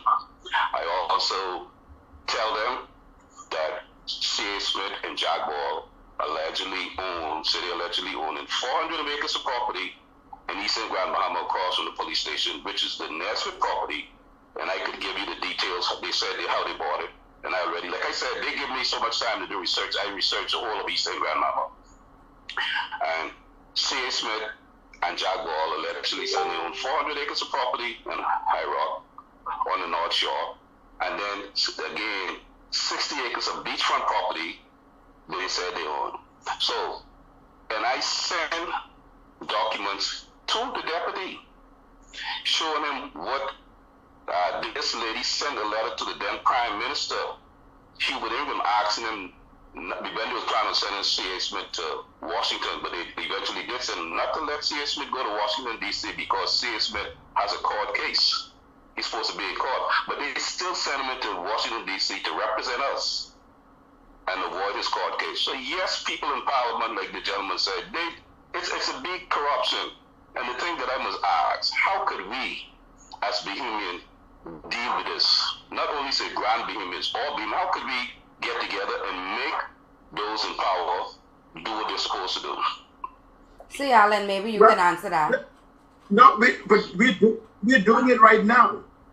Because here's where the problem is. The problem is that we did not have access to the media. A lot of people even take, for instance, that social media, yes, is a little over 10 years old. But the fact is, the concentration of social media in the Bahamas did not occur until after 2012. So we now have this new medium for which to spread the truth, to be how people begin to question it. Let me just use 2 points. Somebody said that is the way it's been, and you'd lose your land, but register going every 5 years to have your land appraised. In a proper land registry, with a repeal of the Quieting Titling Act, you don't need to ever keep going to check on your land because nobody can take it from you unless they legitimately purchase it from you. And if you're found by putting all of these cases inside of a database, you can now go and search to see if your great-grandmother have a piece of property that your grandparents and your parents don't even know. But you have no way of knowing that. Let me talk about independence also. Here, do you know the platform of Reese Chipman is land reform because of the problems that he have? No, I didn't know that. Of people and many people wouldn't know that. Who live in Centerville, who are wearing red shirts, who is attacking a man who is fighting for them to have a right to own land and houses. They sent it to Parliament supposedly to fight for their empowerment. He's saying, fix the land reform, develop a sovereign wealth fund, let's have digitization of the economy, and people are attacking him. He's not a good F&M. But at the same time, they don't own their house, they own no land, they own no business, and they're struggling for a life, complaining about what the government ain't doing this, light bills going up. But here's a representative fighting for you. You have one Miller who has been crying to let's have an accountability of our natural resources. And what you have people say, well, he ain't one of us because he don't wear a yellow shirt and he's a bad F&M. But you say, let me ask you a question. Are you benefiting from the natural resources? No. Are you benefiting from the land? No. Are you benefiting from the billions, if not trillions of dollars made in the Bahamas? No. But then how then does an individual who you sent to Parliament to fight for you goes into Parliament, demand that you benefit from the natural resources, demand that you be given crown land, demand that you have low interest mortgages and whatever and access to business loans, and you attack him because he's no longer wearing your shirt but still carrying your message? His message has been changed. What he's telling you is the people who I rolled up in this building with has no intent on doing what they said they would do for you. So I'm going to try to do it for you without them. And then you turn on him because he got out of the car. It's madness. Listen to the message. Has his message changed? He says what? We need land reform. We need ownership. Has Warren Miller message changed? Have Michael Pine message changed? They haven't. But people, you're allowing them to use the colors. These are gang mentality. They no longer member the gang. Don't listen to what they say. What? Big gang. Yet the people are trying to free you. And so I'm saying we have to begin to use social media to educate to the people, to the grand deception, to the fraud called leadership, fake leadership for the last 30 plus years. And so the same way Celine Pinland gave Zendel hints, the secret is, he literally said to you before technology, and then he said, just read the documents. He was giving you hints. That tells you something. Celine Pinland and all the people after him is part of a bigger system above them. And they've been giving us hints. But we have been fighting against it. You have people in Parliament telling you, this is what you need to do. And you say, shut up. You don't wear no red shirt. You don't wear no yellow shirt. I'm saying to you, we are coming to 50 years of independence, and you're beginning to hear what has been happening. Every time they come to election, they tell you, if you don't want to elect me, elect my brother. Yes. Elect my cousin. Yes. Notice how all the appointments is directly family, friends, lovers, or supporters. There's no honorary being. If you're not part of that political class, you're an outsider. You saw it with Greg Moss. He was not part of that political class. He became an outsider. So what you have is you keep sending the same families who have taken your land, who have taken your assets, who have taken your resources, who have taken all your businesses. You're telling them to play is equal to you. It's not going to happen, people. We must take control of our country, and we do it individually from our community. Don't scream at the F&M. Go and grab a hold of your MP and hold them accountable. We want land reform. We want crown grants.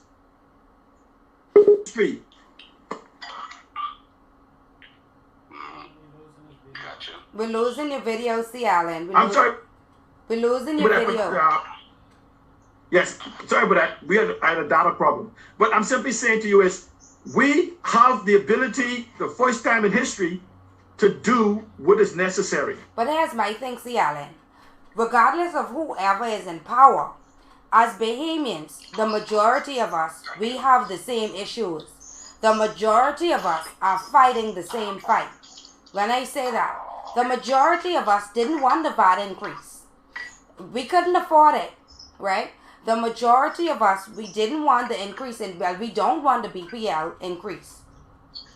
If all Bahamians, I think almost every Bahamian, and we see even persons who are not Bahamian, wanting land in this country, why can't we as a people get together on these very same issues and stand together? Why? Because they have conditioned us. Understand, this is social conditioning. They have you scream at the bus. So notice where you don't have individuals, they say the PLP, the F&M. They have caused you to disassociate yourself from your representative. So you get to blame the PLP. You don't get to blame the actual, you don't get to say like on Grand Bahama. You don't get to say Peter Turnquist did it or the F&M did it. So we'll send Peter back. Michael Pinta didn't do it, the F&M did it. You know, Michael Pine didn't do it, the F&M did it. Ian Lewis didn't do it, the F&M did it. Keisha Parker didn't do it, the F&M do it. See, they have disassociated you, and this is a system. This is why when Fontella Chipman went into the House of Assembly and she screamed, the system must be torn down. She made the most powerful statement there is. Nobody responded to her in the House of Assembly, you know. Right. The system must be torn down because you cannot use the same system from yesterday to build tomorrow. You get the same results. That's why it doesn't matter, no matter what person be put in charge, unless the person is make a commitment to tear the system down, which is the laws of the Bahamas. Every law we need could be enacted immediately. Why is it that they could pass a law to give away our port, our major port, our airports, everything else, but they can't pass a law for freedom of information. They can't pass a law for corruption because they keep promising you. Then the PLP say, remember, we didn't do it. Look, the FNM ain't doing it, but we'll do it next time. Then the FNM, they won't do it. Then the FNM will say, I know we didn't do it last time, but we're going to do it this time. Next thing you know, 20 years has passed. You're no longer 20. You're now 40. And they're still making the same promises to you. And you get caught into this vortex. So I'm simply saying is that stop saying what the PLP can do. Today, the next time they meet in Parliament, the Progressive Liberal Party could bring a bill tomorrow. Table a bill tomorrow for freedom of information. They don't have to wait for the FNM to do it. Let the FNM vote against it. Tomorrow, the PLP could table a bill for land reform. See, we keep saying when the PLP get in. They're in right now. See, the PLP is in right now. The FNM is in right now. Your member of parliament could move, they ask you to move a motion, right? Ask the question, how is it that Chipman has called for these select committees and they have not been formed? How is it the Public Accounts Committee have not met? because you're being played. There's the same people, no matter which party they're in. I don't go by the faces, you know. It's the same people because they are running the same system with different people. It's the system. How many times have we changed MPs and we having the same result?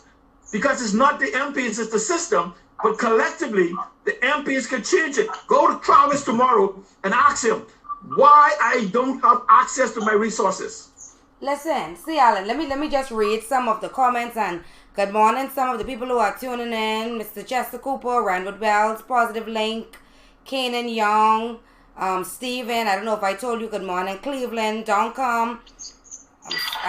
Yeah. So I if I see you pop up, because I don't know everybody, but if I see some names, I will tell you good morning. And I want to say thank you so much for watching. But I wanted to read some of the comments. So Kanan said, here in Freeport, we see the rape of our natural resources every day. And we see it in Andros too.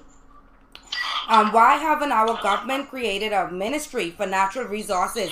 Yet they created a ministry of natural disaster.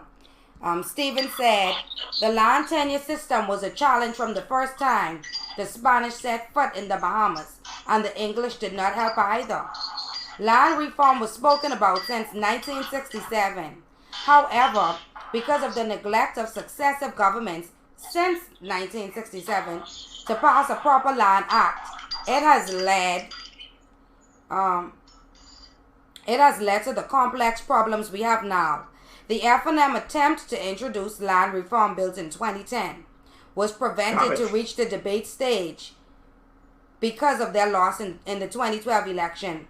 Land reform will not be an easy task to accomplish.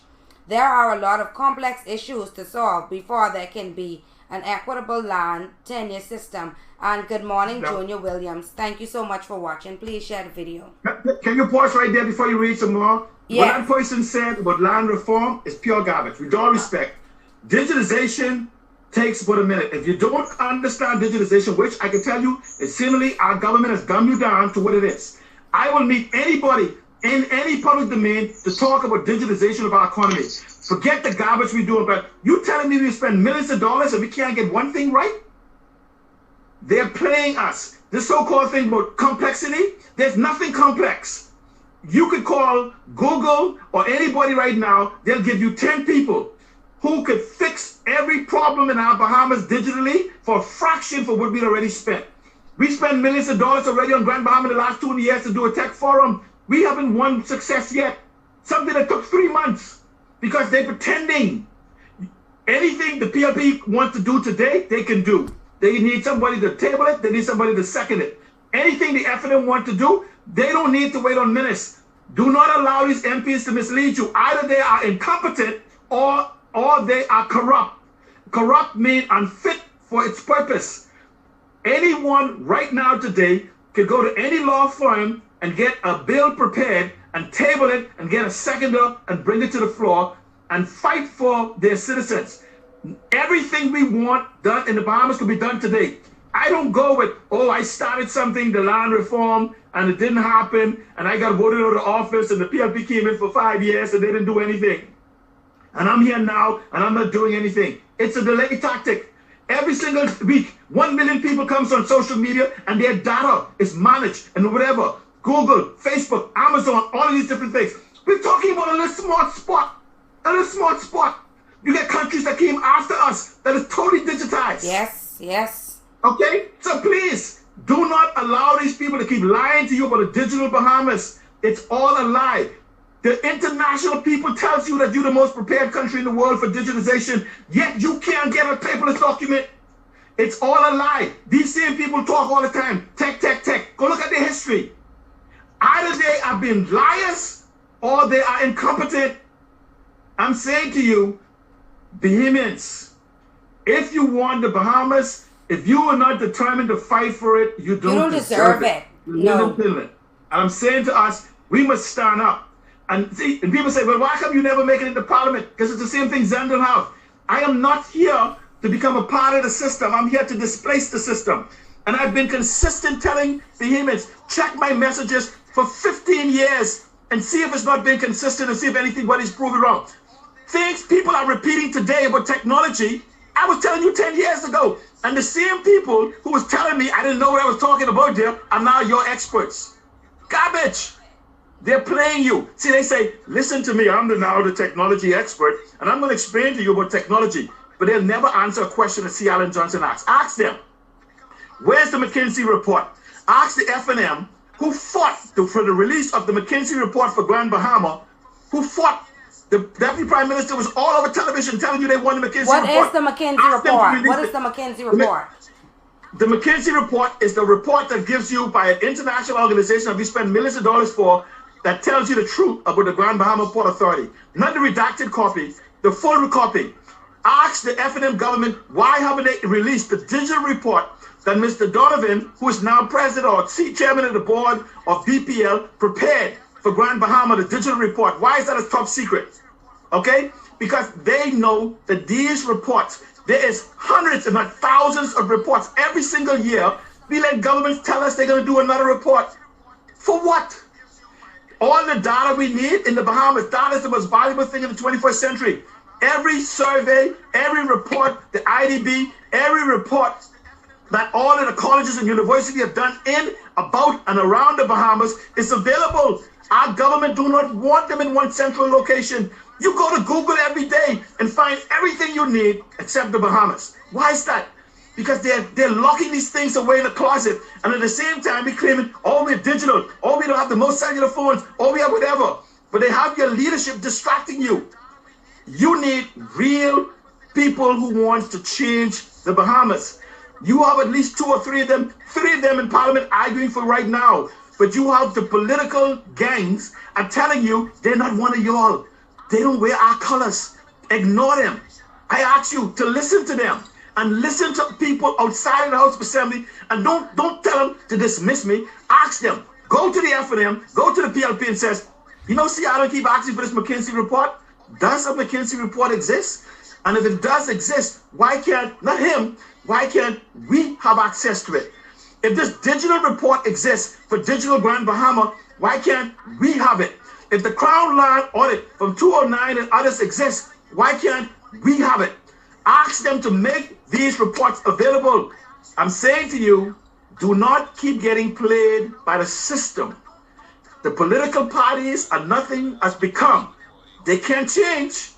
As of today, though, they are tools of the system which is controlled by the people above them. Don't believe the 5-year celebrities are not subject to corruption. What you saw happen, let me just make this point. What you saw happen on Wednesday in the House of Assembly was an emasculation of the entire political class. I heard people endorse categorically a corrupt act in Parliament. And they endorsed it and sang the praises of corruption. They never answered the question. And I'm saying to you, even when we had the point, and I want people to think about this, right? How many times have MPs and their families, previously before this one, has gotten contracts and never did it? They then have a smoke and mirror, and I want you to read the Constitution, that Brent Simonet became interested in the contract and he never resigned. No, there's no way on the hand side has Brent Simonet ever resigned from the House Assembly that's called for the Constitution, and they say, oh, we excuse him. Garbage, because they're distorting the laws. Ask yourself. So Zenda, you say what lawyers are doing? You're telling me 1,500 lawyers and QCs in the Bahamas cannot see the distortion of our Constitution? I'm saying to you, it's the system. Miss Fontella Chipman said it best. We must tear down the system, and we must get leadership. There is 220,000 of us eligible to vote. We have the ability to send from amongst us 39 individuals who we know are genuine, not party loyalists, not gang loyalists. We could change this now. And if we don't change this before the 15 years, we could bid the Bahamas goodbye, and we too will become economic refugees like the people from the South. Let me read some of the comments. So Stephen said, the Quiet Title Act was an attempt to give people land that really deserve to have. But it has been used as a tool by slick land developers to take advantage of the loopholes in the inadequate current laws to steal land from people who either don't know they own the land or have the money to fend off the land sharks. So Sydney responded, if they really wanted to give land to people that need it, all they had to do is give all Bahamian land, and that would have it fixed. So Kanan said, listen, Hurricane Dorian exposed our government. C. Allen is correct. They playing us. So Stephen said, it was unfortunate that your guest should refer to my contribution as garbage. It's okay. He is approaching No, this that's topic. contribution. I said the context of what they say. No, go ahead, finish it. Go ahead. Yeah, Finish. it is okay. He is approaching this topic from a political perspective, and it is his right. I am approaching this land topic from a historical, legal, and realistic view. When one is attempting to expose information on any matter, it is best you are able to remain over emotional attack. This is a point, but you have to understand the necessary legislation that have to be in place for it to happen. My question is, what is stopping the legislation from happening? What is stopping it? The technology, legislation don't bring the technology. The person made a timeline of what could happen. That's like telling me, a person, 42 years of digital development. You're telling me what cannot happen digitally. I'm saying to you, in the most respect, your explanation of what cannot happen digitally is pure garbage. I'm saying to you, I want you to go find your expert who can come to me and tell me what I say can be done. I'm not talking about, oh, they tried, and you trying to tell me scanning a document is complicated? You trying to tell me connecting them from going in chronological order is complicated? You pass a law, and then you build the infrastructure.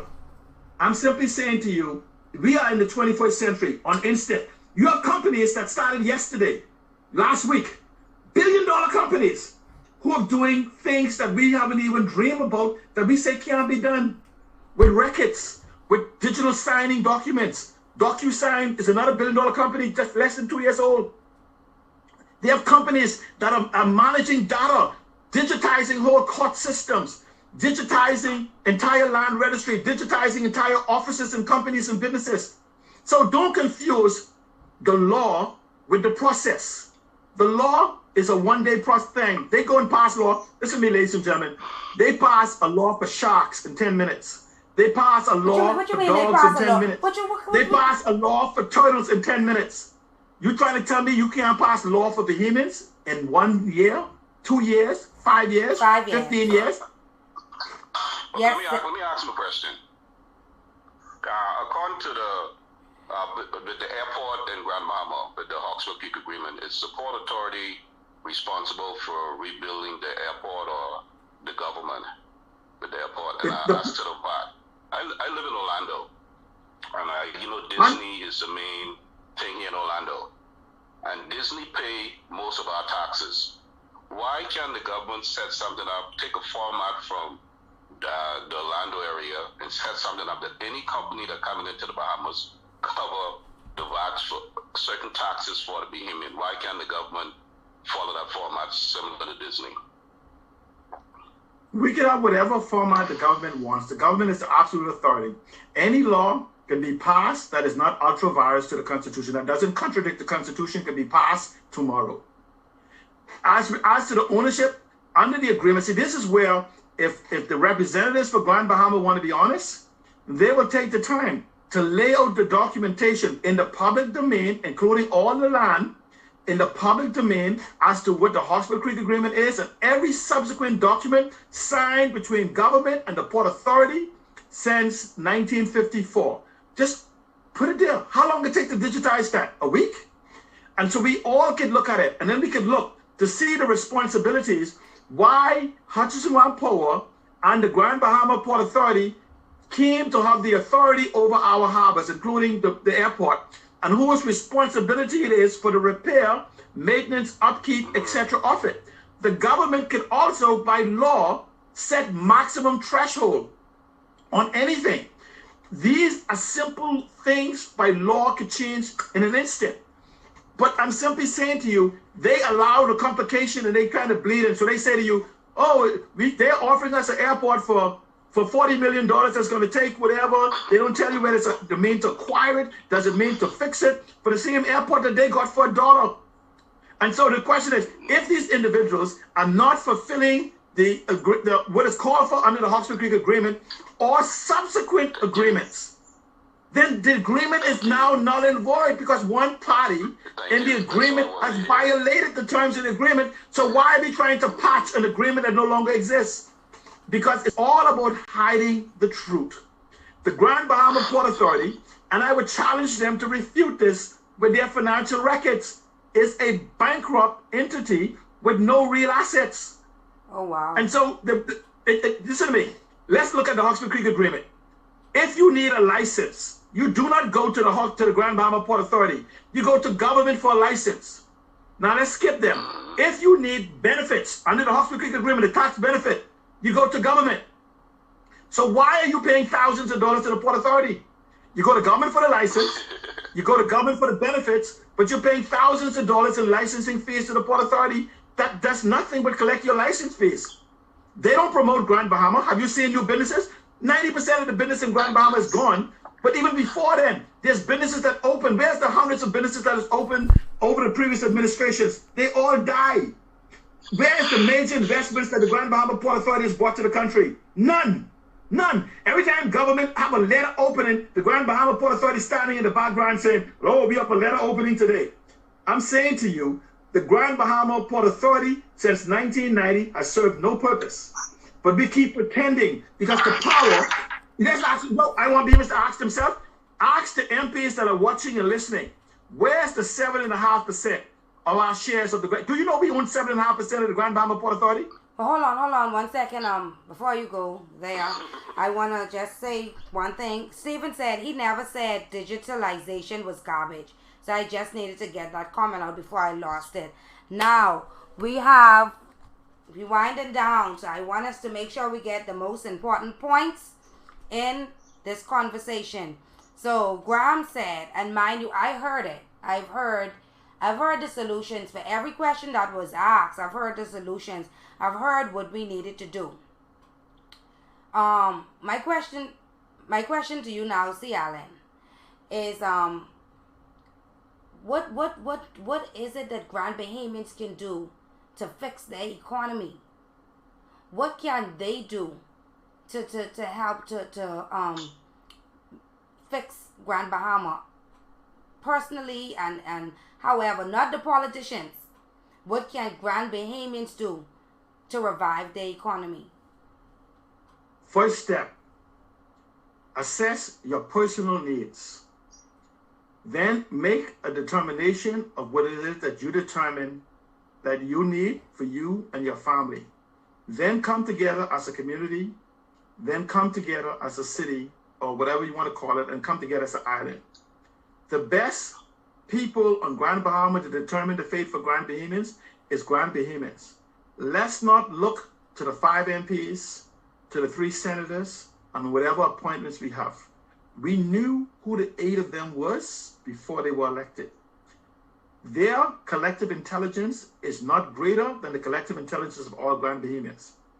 We must stop looking to government as this entity when we ourselves is government. We must stop having the tail wag the dog. We're the dog, just an expression, and they're the tail. We must have them follow what we mandate, but it requires a collective of us coming together and recognizing, especially now, that Dorian has leveled the playing field for all of us. Grand Bahama is the linchpin for the economic development of the Bahamas. You heard Hubert Alexander Ingram say it. You heard Perry Glasgow Christie say it. You heard Hubert Alexander Minnis say it. It's the truth. But we need to have a conversation of what Grand Bahama is. I don't want to talk about what it used to be. I want to talk about what Grand Bahama is and where we can take the assets, the viability of Grand Bahama into the future, not from a political standpoint. I'm talking about single issues like home ownership, affordable housing, ground transportation, our employment, geopolitical location.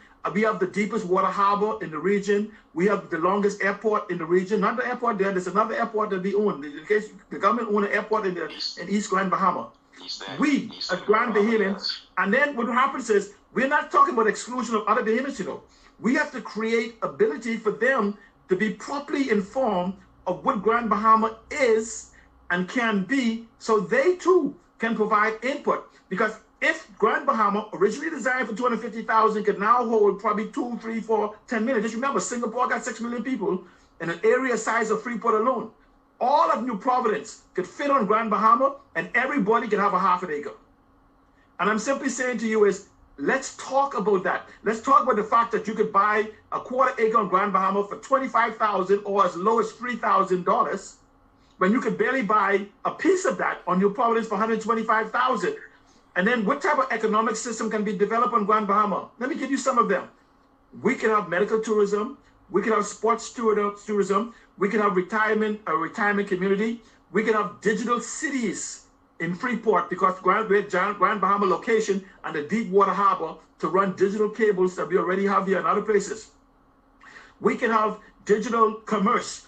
We can have on the ground container disbursement where you have repackaging. We can have transshipment. We can have land registry. We can have a aircraft registry. We can have yacht registry. We can have an educational tourism jurisdiction. We have the land mass for it. We have everything that is needed for the whole digitization of the economy. We could redefine tourism. We have the eco-tourism environment. We have the cultural and the heritage tourism of Grand Bahama. And the only thing stopping this is what? Ingredient around the world for the Bahamas is here.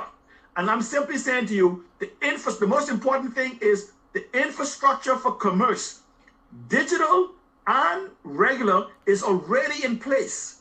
That all we have to do is get the proper leadership. And I say to you, that leadership resides not only on Grand Bahama, but the entire Bahamas. But we must devoid ourselves of the political carnage that we have created and decide that we want to own the Bahamas, starting with Grand Bahama. Yeah, I was just having this conversation under a post, and I said to a Grand Bahamian, I said, boy, you know, my heart is really good for Grand Bahama, because Grand Bahama isn't an island. Like, you have some islands like South Andros that never put anybody else in the House of Assembly other than a PLP. But Grand Bahama, they tried all major political, well, they tried both the PLP and the FNM, and it seems as if no matter what, I have never seen Grand Bahama gotten justice. Now, I'm young, and so I wasn't there in the early part. Yeah, so I keep asking, I say, what is Grand Bahama going to do? What is Grand Bahama going to do? Because obviously, no matter who they elect, it seems as if it's only getting worse and worse in Grand Bahama. Every day, Grand Bahamians are leaving the island looking for jobs. They leave to come to Nassau looking for jobs, you know, and I don't know. I know doing the same thing over and over and expecting a different result is called insanity. So, you know, I really don't know what Grand Bahamians are going to do. See, Alan. No, but I'm saying, what they could do is, let's start tomorrow calling for our leadership. Right now, Grand Bahama has been hit by Dorian. We have no recovery plan. We have no rebuilding plan. We have no strategy. We need to start calling for them to come to us. We don't need them to set the date. Let's set the date and tell them to be here. We know when they're supposed to meet in Parliament. There's nothing in the world more important than the people you represent. And we need to have this government and people seeking to be government to come in a public domain of Grand Bahamians and not no control town meeting to answer the questions, not on how I feel, what I think, what I wish for, what I pray for, what I was told. I'm talking about having conversations on what we know. And so we have to make that demand from Grand Bahamians, or we will perish. Dorian has set us back for decades if this isn't properly fixed. So I'm saying to them, let's call accountability for our 5 MPs, our 3 senators, and most of all, who they collectively are allowed to become prime minister, to come to us and be accountable. not from a political standpoint. Come and tell us the strategy for the revitalization, recovery, rebuilding of Grand Bahama going forward. Not through no announcement of no agencies and whatever else. We want tangible stuff that we could debate and we could look and we could criticize and add to. And that's what they're trying to avoid us to do. They'll tell us, don't worry, we're doing something. We can't tell you what it is, but we're doing something for you. And next thing you know, 2022 is here and you're in a state of chaos. And then you have to choose the lesser of two evils. Yeah. I'm saying to you, let's choose what's best for us, not the lesser of two evils. And this, as we wind down, I'm going to ask one final question. Based on your assessment, and this may actually lead into another question, right? So we may just go over maybe 1 little 3 minutes today. But based on your assessment, since Hurricane Dorian, how long do you see it taking for Grand Bahama to get to some form of normalcy? A decade. Let me explain for why. I'm saying using the anecdotal evidence that's available because no strategy has been arrived. In between Abaco and Grand Bahama, 25% of the economy of the Bahamas GDP has disappeared. 25%. We're talking 25% of the GDP of the Bahamas has disappeared. New Providence is operating at 60% efficiency of the GDP at best. Now here's what happens. You've earned $3 billion by the central bank. That's the GDP. Hold on, see, Alan, what is the GDP? The gross domestic product. That's the profit from businesses and the wages that you take home. Okay. I want you to remember this. When they say the GDP has disappeared, they're not talking about the infrastructure that developed the GDP. Your houses, your businesses, that's where the GDP come from. Those have disappeared too. See, you can't just count the money you made from the house, you must count the value of the house. International people has put our damage at 7 to 8 billion. Using anecdotal evidence combining for both, I put the damage at about 12 billion, and I'm willing to debate this. So I'm saying to you, for every week we delay in rebuilding, we add 3 years to recovery. And so we are ready now in week 13. And so unless there's a huge influx of capital into the Bahamas, not just Grand Bahama, we are gonna go over the cliff. And the only way for that to happen is transformation and digitization of the economy. And I'm gonna have maybe some private shows to begin to explain to the people the digitization of the economy. The problem with digitization, there is nobody owns it, so now you will have ownership of the Bahamas. And so I'm saying to you, Grand Bahama, you see, when we had the stuff, for 15 years, nothing happened. Imagine now that the entire Grand Bahama major engine has been wiped clean. So if you didn't do nothing for 15 years when you had it, what will happen for the next 15 years now that you don't? The question then becomes, where is the government of the Bahamas? And that government contains two, the FNM and the PLP. They're the government now, okay? I'm not talking about just the executive. The executive is the Free National Movement. Where is the government of the Bahamas in the strategy for the rebuilding of Grand Bahama, Abaco, Ragged Island, and the entire Bahamian economy? And we can't tax our way out of this. We just lost 25% of the taxes. Remember, government gets its budget, the GDP, the government gets its budget from the GDP, from taxes. So if there's no income, how could you then tax your way out of it? We must generate new means of revenue to flow into the country. It means transformation of our tourism industry. It means transformation of our financial services, and it means creation of new industry and new money. We must now demand, no FNM and PLP, we must come together and demand what's next, what's now, what is next, what is now. And it cannot be from a political front. It must be from a collective of the Bahamian people. Ladies and gentlemen, we are in a crisis. I don't care if the government haven't said so. I don't care if the PLP haven't said so. I don't care if the DD haven't said so. We are in an economic crisis. And we must come together for the collective intelligence to solve this. No single political party can fix this. We, as a country, must come together, put down the political colors, and use the collective intelligence to solve this. Ignore the oligarchs. They're minor.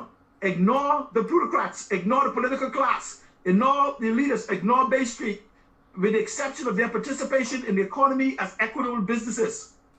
Let's own the Bahamas. We must come together to do this. And if we separate each other, foreigners will own this place. And I'm saying to the Bahamians, you will become economic refugees in this country within 5 to 10 years if we don't get this right. Not FMC, FNM, not PLP. If Bahamians don't get this right. And we can invite others who have the interest of the Bahamas to join us in fixing this, affordable housing and ownership. We can do this. And if we're not prepared to fight for it, we will lose it. Thank you so much, C. Allen. Now, Zendel, are you still with me? Yes, I'm still here. So Zendel, for those of you who don't know, Zendel was the reason behind the topic for today. We were having a discussion, I think it was last week, and he said, when will you do a show on Grand Bahama and the Grand Bahama Port Authority? And I said, I'm going to reach out to C. Allen and see if he can, lead this conversation, because I know that he is very knowledgeable on Grand Bahama. So I decided to make this the topic for today. But Zendel, we're winding down now, which we are actually past time. So I wanted to know if you had any final words to say. Yeah, I'd also like to say thank you for doing the show, because it was very informative. And if it was possible, I could have that gentleman's cell phone number so I could talk to him one-on-one. And I like for the people, like he said, the people in Grand Bahama, like I told before, I support the FNM. But for me, I listen to what an individual say. I just don't go for a party. You have to come to me and tell me, especially my community, what you're going to do for the people in High Rock. And once I could see, or I believe that you're going to do it, then I will go and support you. But I often tell everybody in my area, we have to move away from parties, because that's why the Bahamas in itself is in the state that is in. If we don't start looking out for us, nothing's going to happen. When I was born, I was not born a PLP or FNM. On my birth certificate said Zendel Roberts, Grand Bahamian. And until we get to that we are Bahamians and move away from politics, dog eat our lunch. And again, thank you. And thank the gentleman. I need his cell number so I can talk to him. I'll give it to I you. make sure it's 443-7189 for anybody who ever want to talk to me. 443-7189, and Colette will send it to you also. Okay, thank you very much, sir. Thank you, Zendel, and thank you to all of my viewers who viewed the show today. I pray, and it is my hope, that you left the show today with some type of knowledge, some type of understanding as to what is going on in this country, in Grand Bahama. And I hope that you understand the things that we can do to make our country a better place. The little things. And Graham here getting off saying we was born FNM. No, we were not. We were born male and female, and we were all born Bahamians. And never let anybody tell you otherwise. And I told somebody the other day, do not vote for who did something for your grandmother. Vote for who will do something for your unborn children and grandchildren. And that is the way that we should always decide who we should support. Again, C. Allen, I would like to thank you so much for spending 2 hours with me today. I appreciate you so much. Anytime. And my viewers, thank you so much. I really appreciate you. I appreciate you, my awesome producer, Dwight Fox. And I mean, I wish I could call the names of everybody who viewed the show today. I don't know. Nathira, thank you. Graham, Kanan, Stephen, Carolyn, Ezra, Chester Cooper, Renwood Wells. That's all that is showing up on my screen, so forgive me. But guess what? Thank you for sharing the video, for just liking it, for anything that you have done to make this show better today. I'm going to see you on Monday. And my show is not just today. My show is every Monday, Wednesday, and Friday at 10 a.m. to 12 p.m. And so you could always join me. And if you missed the show, thanks to technology, the famous technology that y'all always hear C. Allen talking about, you could always go back on my page and watch the show. It's unfiltered. I don't cut anything out. I don't edit anything out. So you will always get the truth right here on From the Desk of Colette Butterfield. So I want you guys to have a fabulous Friday and a fabulous weekend. I appreciate you. I love you. And thank you guys so much. Thank you, Alice. My fellow Bahamians, even after the devastation of Dorian, we still face many crises and issues that are plaguing our society. Foreigners have more rights and privileges in our own country than we do. We've been lied to and deceived about our beloved country from inception to present time. Natural resources that never existed are now being exploited by local and international entities who see no need to give us control of them. The system has failed us. Leadership has failed us. Are you tired? Because I'm tired. We need a change. We need a change. I see mothers in black crying, brothers in packs down, plus everybody's high, too doped up to ask why. Watching our own downfall, witness the end. It's like we don't believe in God, cause we living in sin. Jump in the DeLorean and go back to Dorian. His sister baby really want to let the story end. Where's the unity? Between you and me, this is the Commonwealth. Common ground is community. Love is the key to defeat every enemy. I'm trying to live life, but my leaders ain't letting me. New taxes, new fines and penalties. More tragedies, less transparency. Blackouts, blacklists, draining all the energy. Plenty need therapy, share and let the record speak. Especially for every boy and girl. Fix the Bahamas and let's change the world. Now is the time. Cause we tired of the lies. Tone deaf to the poor man's cry. Now is the time. Lord, we lift our hands to the sky. Forgive us cause we don't know why. Now is the time. For everyone to open your eyes. How many more people gotta die? Now is the time. Sunny days or the raging storm. It's still time for us to march on. Now is the time. Second-class citizens in our own country. First one to pay, but last to see the currency. So currently we in a national emergency. Live broadcast for the whole world to see. The time is ours, the time is now. To speak our minds freely, no regrets allowed. We need to make change. Yes, you guys, change the system! Change the system! And expect it to get better.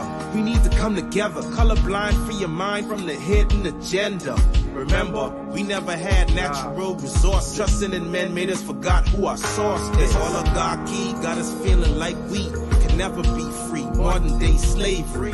Now is the time to speak with one voice. Search the soul and let's make the right choice. Now is the time.